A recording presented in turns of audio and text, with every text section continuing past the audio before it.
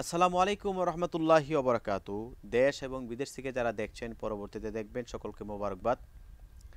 আমরা প্রতিনিয়ত নবীজির শান এবং মান নিয়ে এপিসোড তৈরি করেছি। আমাদের উক্ত চ্যানেলে নবীজির শান নিয়ে অগণিত ভিডিও আছে, আপনারা সেগুলো দেখতে পারেন।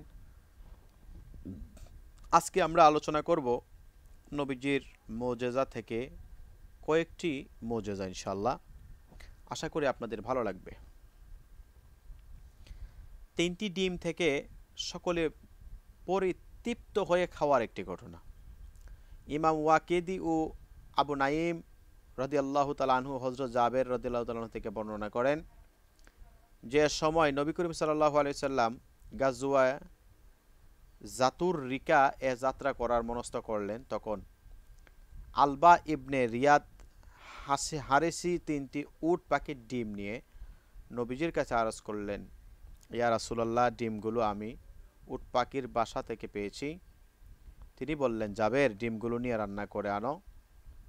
অতঃপর আমি রান্না করতে গিয়ে দেখি বড় পেয়ালা করে নিয়ে আসলাম আর রুটি তালাশ করতে লাগলাম। রাসূল এবং সাহাবায়ে কেরাম রুটি ছাড়া ওই ডিম খাওয়া আরম্ভ করে দেন। প্রথমে তিনি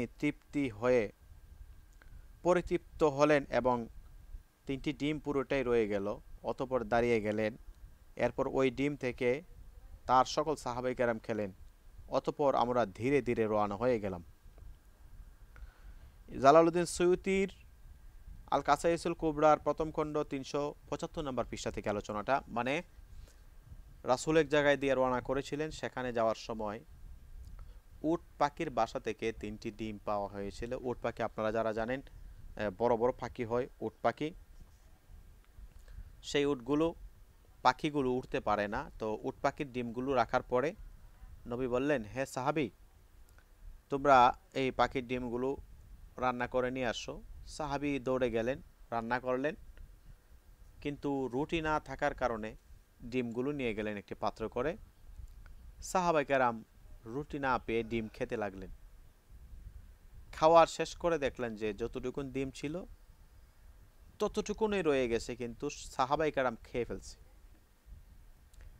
আল্লাহ রাসূল জানাচ্ছেন, হে সাহাবায়ে কেরাম, তোমরা যে ডিমগুলা খেয়েছো, আল্লাহ তাআলা তার মধ্যে বরকত দিয়েছেন।